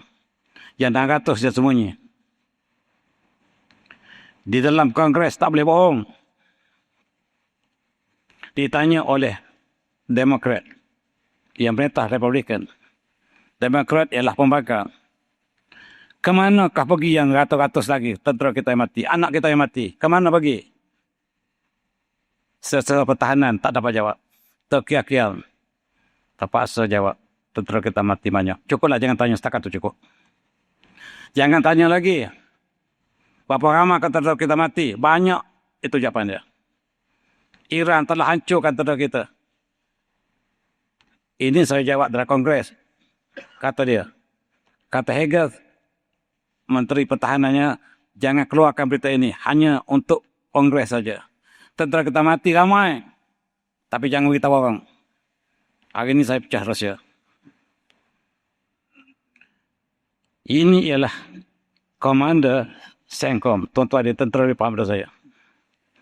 Dia mengatakan bahawa kita telah kalah. Sebab kita telah masuk and we enters a deadline. Dead end. Kita tak boleh pergi lagi. Nak undur tak boleh, nak pergi tak boleh. Dan kita minta berdamai sekarang. Secepat mungkin. Kalau tidak, kita akan mati ramai lagi. Trump minta berdamai sekali lagi. Dia kata Iran minta berdamai. Dia berbohong. Kita telah rugi 37.5 bilion. Ini disediakan oleh Menteri Pertahanan mereka. Setiap pertahanan mereka dalam Kongres. Tak boleh bohong lagi. Kita sudah kehabisan senjata. Dan saham mereka jatuh. Banyak mana tuan-tuan cuba tengok berapa kosong tu. Rugi dalam masa 3 hari bila mereka, tentera mereka mati bergelempangan. Yang disembunyikan oleh mereka, yang kesan ialah World Regional. Jatuh menjunam dalam 3 hari yang mereka bawa. Menunjukkan bahawa kematian itu benar. Tetapi ke manakah yang mereka sembunyikan? Dan keputusan pusingan keempat ialah 4-0. Sejarah Vietnam kembali semula. Amerika kalah di Vietnam. Ketika Vietnam hanya bersenjata buluh. Dia kalah pada tahun 1970 dulu. Amerika kuasa terbesar dunia kalah kepada sebuah negara yang mundur. Yang tidak ada sebarang kesalahan Vietnam. Tiba-tiba menggunakan lubang yang tuan-tuan lihat, lubang suci di Vietnam dijadikan sebagai senjata dan Amerika kalah dengan Vietnam. Sekarang Iran menjadi Vietnam yang kedua. Bukan saya kata ini dilaporkan oleh pemberita yang bebas. Mereka mensahkan mereka menang sekarang. Tetapi berita bebas mengatakan mereka yang kalah. Mereka, tuan-tuan, bila mereka menang? Mereka menang sekali dengan siapa? Dengan Jepun. Itu pun dengan bom atom. Dengan Cuba mereka kalah. Dengan Afghanistan mereka kalah. Dengan Vietnam mereka kalah. Dengan Somalia mereka kalah. Bila mereka menang? Yang menang adalah propaganda. Yang menang ialah dalam Hollywood. Dalam peperangan mereka tak menang. Tentera terbaik mereka namanya Delta Force. Tuan-tuan tentera dia faham saya. Ke Malaysia ni dia hantar 3 orang saja. Dan dia hantar 25 orang ke Gaza. Hari pertama mati habis. Lawan Hamas mati habis, tentera terbaik dunia. Dia sihat jatuh helikopter. Malu. Delta Force ialah tentera terbaik dunia yang disahkan oleh mereka. Mati habis masuk Gaza dalam peperangan 2 tahun lepas. Dan disahkan jatuh kapal terbang. Kalau sebut mati di tangan Hamas, lagi malu. Sekarang, Iran 4-0 dan sangat sensitif. Kita jangka nuklear akan digunakan. Sebagaimana di antara Amerika dengan Jepun, maka itulah yang kita jangkakan. Bila mereka kalah, Trump sangat marah. Dan berita-berita yang dikeluarkan menyebabkan dia sangat mengamuk. Jangan tanya pasal dengan Iran lagi. Itu orang degil. Sebenarnya dia telah sampai ke sempadan. Tak boleh undur, tak boleh pergi lagi. Sebab Iran menolak jikatan senjata sebab penipuan. Senjata sudah habis.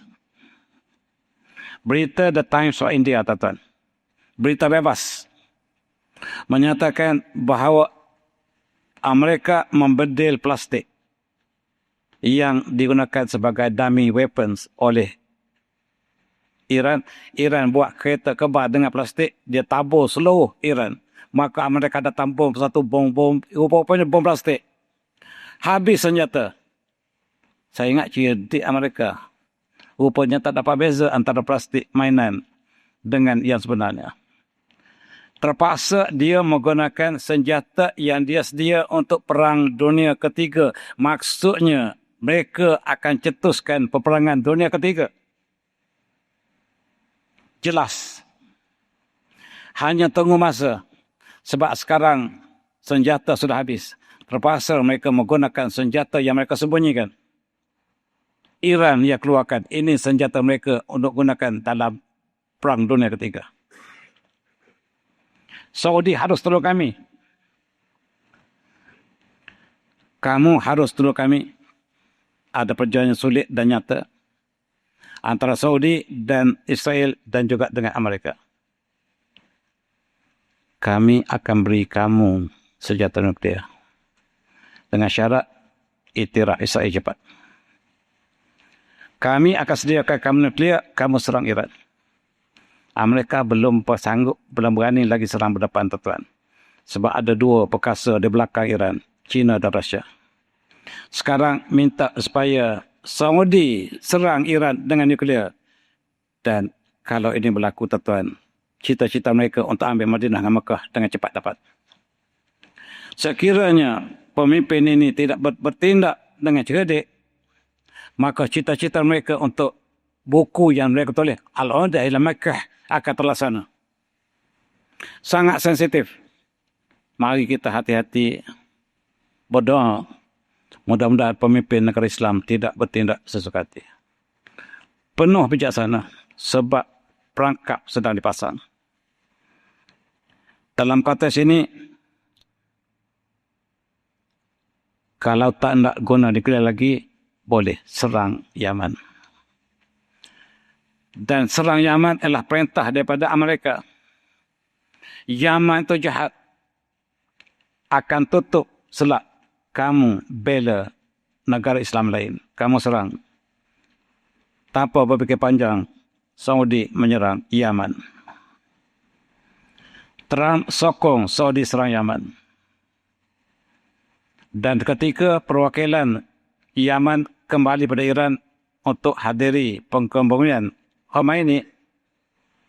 Kapal terbang ingin mendarat di Sanaa. Dibom airport Sanaa oleh Saudi atas perintah Amerika. Kapal terbang tak boleh turun. Terpaksa pergi ke Hudaibah, Saudi. Dan apakah yang berlaku selepas itu? Iran serang minyak Aramco yang terbesar di Saudi. Hancur simpanan minyak Saudi, simpanan terbesar. Ini keluar. Malaysia apa kondem, Indonesia apa kondem, inilah Iran. Serang negara lain. Dalam medsos tersebar Iran jahat. Tadi Iran serang airport tak sebut. Double standard.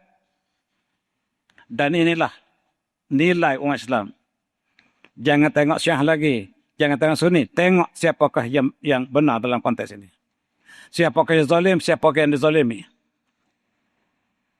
Dan apabila hancur Aramco, raja yang baik ini mengatakan, apa salah kami? Apa salah kami yang menyebabkan minyak kami tak akan maaf. Tuanku tak tahu apa yang berlaku di luar. Tuanku di sana. Sebenarnya Saudi lah yang menyerang Yaman lebih awal. Apa yang berlaku di Aramco inilah kesan, tidak balas, qisas.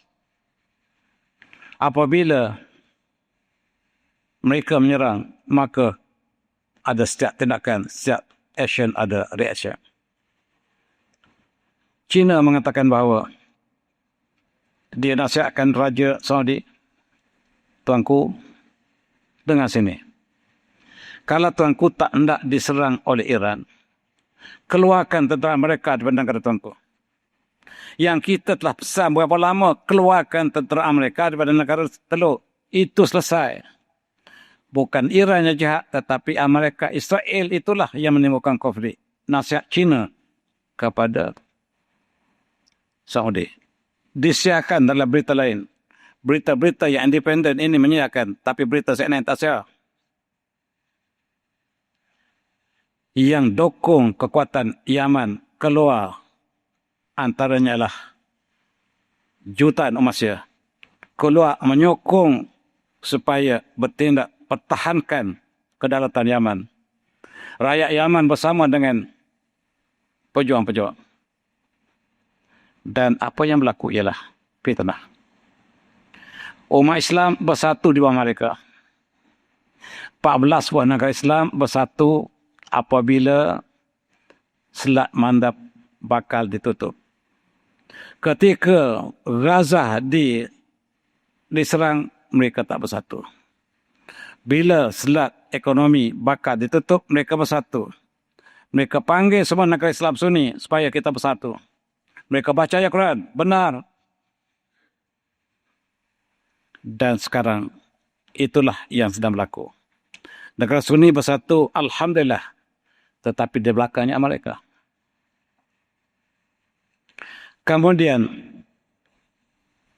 Iran menyerang Amerika di Mesir atas sebab yang kita tidak jelas. Maka inilah yang ditunggu oleh Amerika.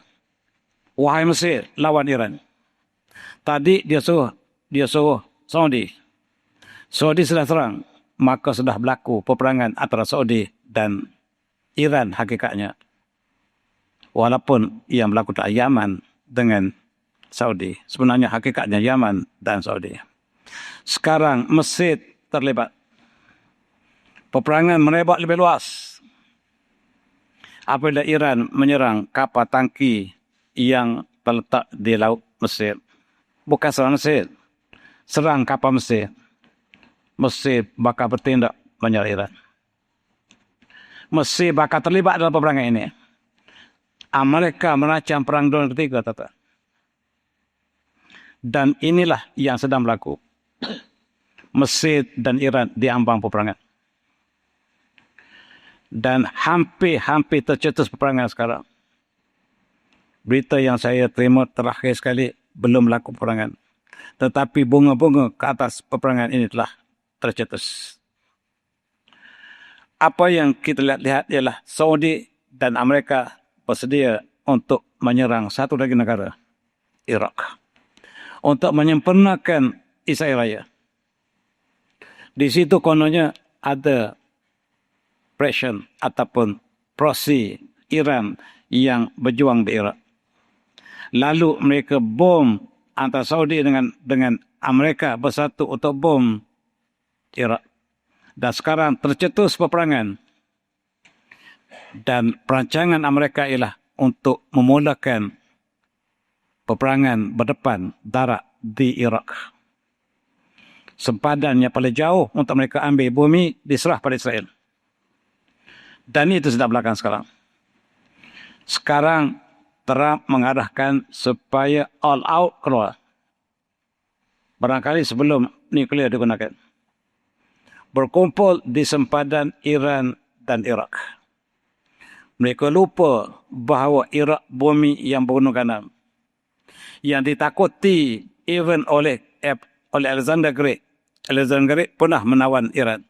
Tetapi selepas berfikir panjang. Sebab Iran bukan bumi biasa. Iran bumi bergunung ganam, bukan tempat rata. Jadi untuk masuk ke Iran, mesti ada satu skill tentera yang lebih dari lain. Sekarang Amerika yang tak pernah berperang tempat pergunungan mengarahkan 600 tentera mereka ke sempadan. Benar atau tidak? Wallahualam. Tapi itulah yang diumumkan. Kata Iran, sila datang dan sila bilang keranda yang bakal dibawa balik-balik. Penasihat pada Trump mengatakan sekiranya kita lakukan serangan darat berdepan dengan Iran di Iraq, maka kita akan menjadi perangkap kita akan balik dengan kekalahan yang sangat memalukan. Tentera kita tidak dilatih untuk perang di bumi orang. Lebih lagi tempat hutan, di tempat pergunungan. Ini ialah kepasikan, kebaikan ialah tentera Iran. Kelebihan untuk tentera Iran, bukan untuk kita. Nasihatkan Presiden, jangan kita terlibat. Sebab kita akan ditangkap beramai-ramai. Iran akan menjadikan tentera kita sebagai tawanan dan kita akan dipaksa untuk melakukan sesuatu. Ini disebut oleh penasihatnya. Sekarang, negara Sunni bersatu untuk menjaga Selat Mandeb. Bimbang sekiranya selat ini ditutup oleh Iran, maka tercekiklah dunia. Dan US masih meneruskan peperangan dan melibatkan banyak negara. US minta semua negara terlibat. Sekarang yang berlaku lebih dahsyat, tuan-tuan. Sebelum ini antara Iran, Israel, Amerika sekarang melibatkan hampir seluruh negara teluk. Memang Amerika ingin cetuskan perang dunia ketiga. Sekarang hampir semua. Hampir semua terlibat. Sebab mereka bertindak tidak cermat. Saudi bertindak menyerang Yaman, satu mistik yang besar. Menyebabkan negara aman Saudi tercetus dalam peperangan. Umrah kita bimbang sangat. Ketika jemaah haji kita balik baru ini, kita sangat bimbang. Tetapi semuanya Alhamdulillah. Dan apabila seluruh telah terlibat, seluruh negara Islam telah terlibat. Dan mereka jangkakan untuk libatkan antara juga Mesir dan Turki. Maka seluruh negara Islam terlibat. Dan inilah matlamat mereka untuk hancur semua ini. Sekarang Iran telah turun. Bersedia di Iraq. Menakutkan, tuan. Amerika sudah masuk. Sama ada separuh ataupun sebahagian, saya tak pasti. Ini berita yang terima yang terakhir sekali. Dan saya petik dari The Prime Tribune. Berita Amerika tidak keluar. Yang keluar ialah Independence. Yang melaporkan tidak boleh kita sahkan. Sebab dia adalah laporan orang yang ketiga. Dan ini fitnah. Dalam satu hadis Rasulullah bersabda, satakun pitadun. Al-qa'idu fiha khairum min qaim. Satu masa menjelang hari kiamat berlaku fitnah, berbagai fitnah. Ketika itu yang duduk lebih baik pada yang berdiri. Wal qa'im fiha khairun minal masyi. Yang berdiri lebih baik pada yang berjalan. Wal masyi fiha khairun minas sa'i. Yang berjalan lebih baik pada yang berlari. Dan tuan-tuan boleh lihat syarah-syarah dalam kitab hadis. Wa man yusbah la tasrifuhu wa man wajada marja'an aw ma'azan falyu'adh bih. Siapa yang dapat mengelak, siapa dapat berlindung daripada fitnah itu, maka hendaklah dia lakukan. Dan benar-benar kita dalam fitnah. Satunya Syiah, yang tentu berbeza dengan kita. Yang satu lagi Sunni, yang bersama kita. Tapi Sunni bersama mereka. Yang menentang mereka adalah Syiah. Kita terperangkap. Kemana kita pergi? Fitnah. Kalau jawapan A, yes. B, no. Jawapan kita sekarang lah, buka jawapan di atas. Boleh tahu apa? Kita dalam fitnah, tuan-tuan. Dan tuan-tuan boleh panggil pakar hadis membincangkan fitnah ini. Apakah bilakah masanya al-qaid fiha khairun minal qaim wal qaim fiha khairun minal masyi? Panggil, bincangkan dalam konteks ini. Kalau ada syarah dalam hadis yang dikeluarkan oleh sama ada Fathul Bari ataupun yang disyarah oleh Imam Nawawi.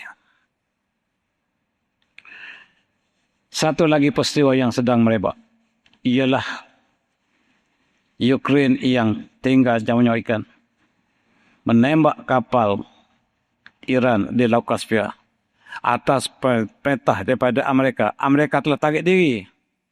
Serahkan tugas Amerika kepada Turki. Turkilah Turki Akial menjaga kepentingan Amerika di Ukraine. Sekarang dicetuskan peperangan antara Iran dengan Ukraine supaya peperangan akan merebak dengan luas. Mereka tunggu supaya Rusia terlibat secara langsung. Sebab mereka sudah bersedia untuk perang dunia ketiga. Dan kata Iran, kamu lihat bahawa Ukraine, Amerika pun kalah dengan kami.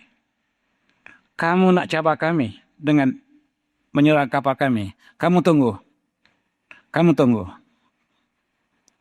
Dan kami akan hancurkan Ukraine. Ya, Rusia masih belum dapat hancurkan Ukraine. Kami yang akan sempurnakan peperangan Ukraine. Maka Presiden Ukraine, Perdana Menteri Ukraine segera minta maaf. Maaf, kami tersalah. Kami tersalah. Sebenarnya tidak tersalah. Amerika yang suruh. Dia tahu perkara ini mempunyai bahaya yang sangat besar. Kesalahan yang sama jangan dilakukan. Kesalahan Saudi menyerang Yaman jangan diulang. Kami mengaku kami salah. Kita harap tidak berlaku peperangan ini. Sebab ini memang dicetus oleh mereka. Zionis. Yang terakhir, tuan-tuan. UK. UK pemimpin yang lama sangat berhemah. Perdana Menterinya diminta berkali-kali untuk menyerang Iran, tetapi ditolak. Jarak di antara Tehran dengan London hanyalah 4,000 km. Yang dalam jangkauan misal ataupun peru pandu Iran. Berkali-kali Amerika minta Perdana Menteri mereka yang lama, yang sebelah kiri, untuk menyerang Iran. Ditolak. Walaupun UK adalah penyokong kuat Yahudi dan Amerika, tetapi untuk berdepan, dia tak sanggup. Takkan nak musnahkan London. Peluru perandu Iran sampai ke London, tak ada pasal-pasal, dia tolak. Dijatuhkan Perdana Menteri yang cerdik ini, diganti dengan yang lebih cerdik. Yang lebih cerdik ini akan serang Iran. Nak cari pasal. Terus cerdik sangat dia. Dan Perdana Menteri hanya 3 hari dia lantik, jatuh yang lama. Lantik yang baru. Nama apa saya pun tak ingat lagi. Ya, kami akan serang. Iran kata, kami sudah ada, bukan 4,000 km. Kami sudah ada hadap yang jauhnya 10,000 km. 10,000 ni siapa ke mana tuan? Cuba Google. Washington. Ini untuk Washington. Kalau London, ini breakfast dia. Lunch kita kat Washington. Lunch kita kat Washington. Ini senjata kami. Kami tak guna lagi. Ini separuh nuklear. Bukan nuklear. Kesan dia sama nuklear. Dan Iran telah menggunakan tes senjata ini sampai ke Siberia, Rusia. Berjaya. Kami akan guna ini untuk London. Tetapi ini kami reserve untuk Washington. Kalau ini berlaku, tuan, malapetaka dunia. Dan apakah yang berlaku? Korea Utara telah terlibat. Korea Utara telah hantar 30,000 tentera ke Ukraine. Memang mereka nak cetuskan peperangan. Memang. Ini semua Zionis yang sedang merancang. Yang terlibat, kalau kurang pertimbangan, kita terperangkap dengan permainan mereka. Asia Tenggara, kita harap pemimpin kita cerdik. Pemimpin kita berhemah, bijaksana. Sebab kita sedang dirancang demikian. Dan dalam konteks ini kita lihat 50,000 tentera Amerika bersedia dalam konteks untuk peperangan seterusnya. Dan Amerika Iran menyediakan perkara yang sama. Dalam konteks yang terakhir yang diberikan oleh Chief Army US, dia mengatakan we can win the Iran war. Wah, kita tak akan menang Iran. Kalaulah Alexander the Great bertakut, apatah lagi Amerika. Sejarah Iran 5,000 tahun. Sejak daripada zaman sebelum Islam. Dan sejarah kita hanyalah 200 tahun. Sejarah Amerika hanyalah 250 tahun. Sedangkan Iran sebelum ketika berdemokrasi, mereka lah pelopor dunia. Mereka lah pelopor sains dan teknologi. Mereka lah para ulama Islam berada daripada Parsi. Sama ada ahli-ahli hadis mereka. Imam Bukhari, Imam Muslim, Imam Tirmizi dan lain-lain. Semua daripada Parsi. Walaupun namanya Uzbekistan, Samarkand, itu di bawah Parsi. Saintis mereka, saintis Islam yang terkenal, semua daripada Parsi. Dan kita tak boleh menang dengan Iran. Iran lah yang pencetus tamadun Islam. Tokoh-tokoh Islam, ilmu sains Muslim, kebanyakan daripada Parsi. Memang benar, tuan-tuan. Dan kita akan kalah dengan Iran. Ini dikeluarkan oleh Iran, King Amerika jatuh dalam permainan catur ini. Dalam konteks ini, Israel mengatakan kami ialah empire yang terbesar dunia satu masa dulu. Ketika Nabi Daud, Nabi sallallahu alaihi wasallam benar, tetapi hanya bertahan 80 tahun. Sejarah kepemimpinan Nabi Daud, Nabi Sulaiman sekitar 80 tahun. Tetapi Iran mengatakan bahawa apakah kamu mendakwa Israel itu empire? Sedangkan usia ayah saya pun lebih tua daripada usia negara anda, Israel. Sekarang apa yang kita lihat di sini ialah peperangan yang kita saksikan. Permainan psikologi yang sangat tinggi. Kata Israel Amerika, kami tahu semua di mana tentera Iran berada. Kami akan hancurkan. Tetapi Iran mengatakan 3,000 roket kami cross sempadan anda sedang tidur. Sekarang Israel minta guna sekarang. Sebagaimana kita menang di Hiroshima dan Nagasaki, guna sekarang. Amerika harus guna, tetapi ada Kongres yang cerdik. Kalau kita guna nuklear, yang menang jadi arang, yang kalah jadi abu. Bila nuklear digunakan, tak ada siapa yang menang. Yang mula ataupun yang bertindak kemudian, dua-dua hancur. Dunia sekarang fitnah. Dunia terbagi 3. Satu biru bersama dengan Israel, Amerika dan kucu mereka. Satu lagi yang bersama Iran, yang merah. Rusia dan China. Yang ketiga ialah negara yang warna kuning. Sebahagian telah berpihak, sebahagian masih belum berpihak. Dan inilah gambaran yang akan berlaku. Para jemaah sekalian, referee telah hilang dalam senario peperangan ini. Sepatutnya dalam permainan di stadion referee menjadi pengadil, tetapi referee tidak ada lagi. Bangsa satu tidak berfungsi lagi. Permainan bola bermain dua pasukan yang tidak ada referee lagi. Itulah gambaran. Sekarang permainan sudah tidak ada referee. Dan siapa yang salah, siapa yang benar tidak ditentukan oleh referee. Pemain sendiri yang menentukannya. Dan kita sangat gawat.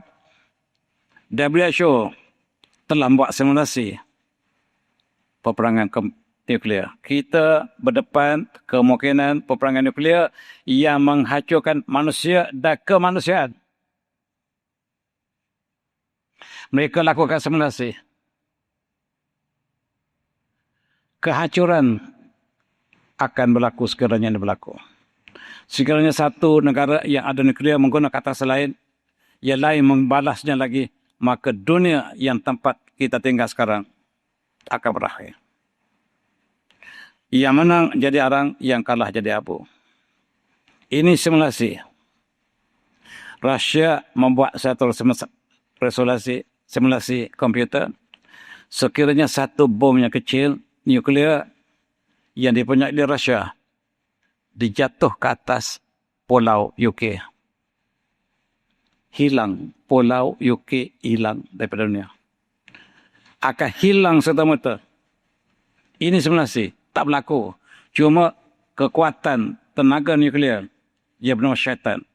Nama tenaga nuklear Rusia Asyaitan. Sekiranya syaitan digugur ke atas UK, maka pulau UK hilang. Daripada hujung ke hujung, sebahagian Perancis hilang. Simulasi. Ini gambaran. Ada satu hadis yang panjang sebagai penutup, tuan.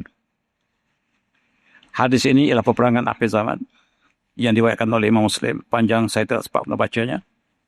Tetapi ada syahid kita. Syahid kita ialah peperangan yang tak pernah dilihat. Lam yura mithluha. Peperangan ini tak pernah dapat disaksi, tak pernah berlaku.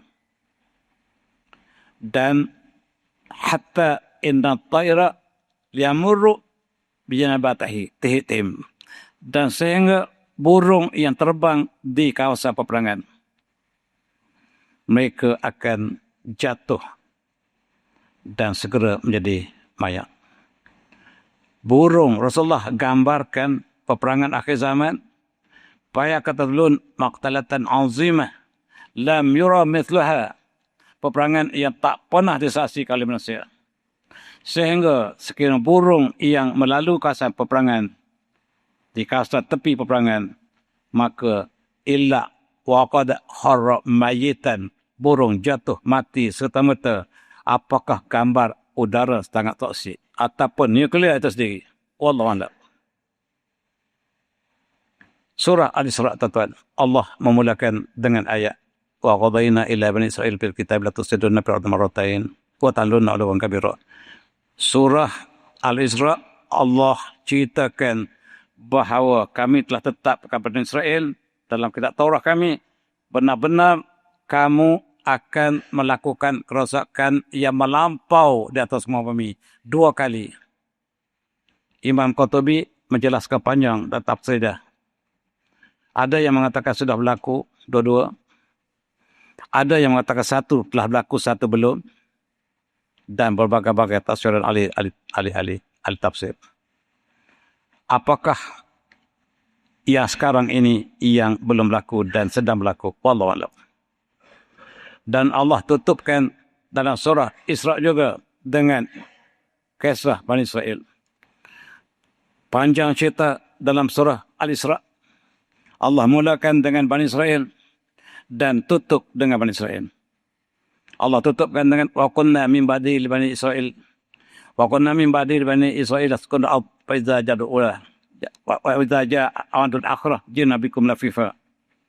Dan kami berkata selepas itu kepada Israel, tinggallah kamu di bumi tersebut yang ditafsirkan pada Jerusalem ataupun Baitul Maqdis. Faiza jadul akhirah, bila sampai janji akhir kami, jina bikum lafifa, kamu akan datang berduyun. Dan ada tafsir mengatakan akhir zaman, ada kata di akhirat. Wallahu alam, tetapi dua-dua pembukaan penutup terhadap Bani Israel.